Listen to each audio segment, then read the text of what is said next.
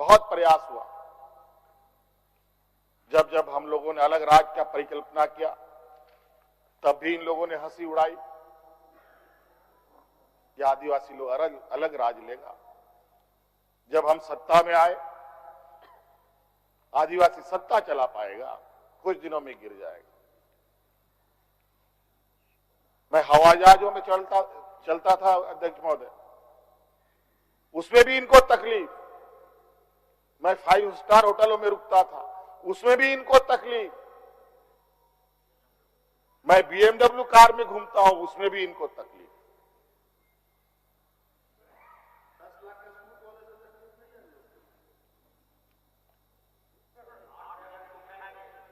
क्या कहावत है कि हम करें तो गुनाह, ये करे तो क्या, यही कहावत है। खैर छोड़िए अध्यक्ष महोदय, बड़ा विचित्र स्थिति है।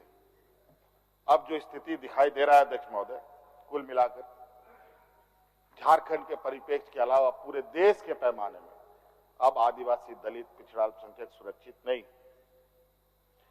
विशेषकर झारखंड में तो यहां के खनिज संपदाओं को, जो वर्षों से इस पर लोगों की गिद्ध नजर है और आगे भी रहेगी। ये तो हम थे अध्यक्ष महोदय, ये बहुत फूक फूक करके उनको आगे बढ़ना पड़ता था। ये खुला दरवाजे की आदि हो चुके हैं, इनको कोई रोक टोक नहीं कर सकता। जो इनके सामने आएगा वो इसी तरीके के अंजाम से उसको गुजरना पड़ेगा। और इनको लगता है ऐसे अंजाम देने से झारखंड के लोग घबरा जाएंगे। ये आप लोगों की बहुत बड़ी भूल है, और इतनी बड़ी ये भूल होगी जो झारखंड का इतिहास आपको कभी माफ नहीं करेगा। अध्यक्ष महोदय,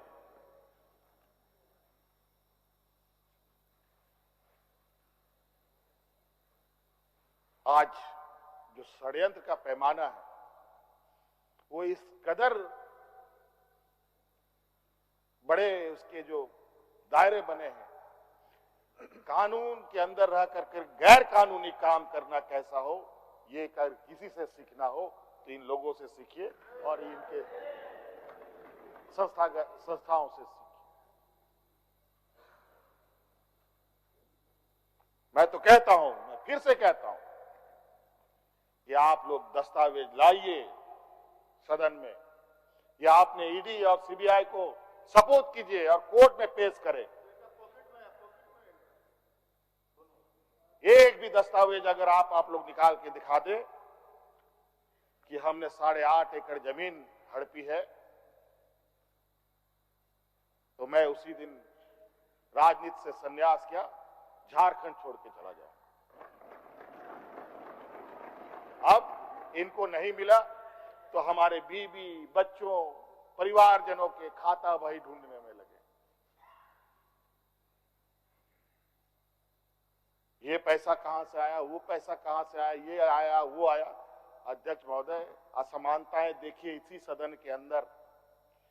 जो सरकार के द्वारा उपलब्ध कराए जा रहे ऋण, जो यहाँ के आदिवासी विधायकों को कितने वर्षों के लिए मिलता है और गैर आदिवासियों को कितने सालों के लिए मिलता है।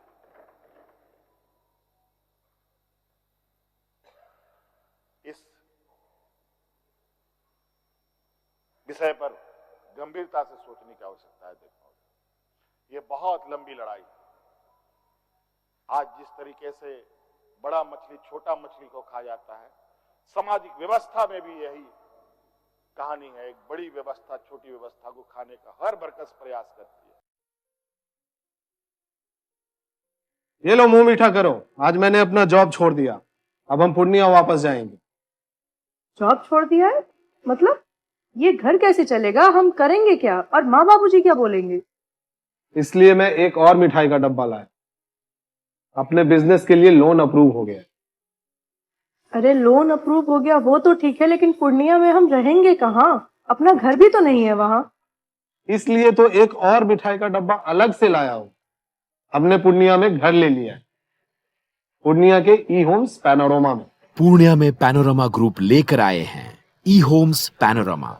बड़ा घर, आलीशान जिंदगी और अत्याधुनिक सुविधाओं के संग। अरे अरे, अब क्यों मुंह मीठा करवा रही हो? क्योंकि हम घर वापसी जो कर रहे हैं। घर वापसी की खुशी पूर्णिया में ई होम्स पैनोरमा के संग। E homes panorama, luxurious lifestyle redefined.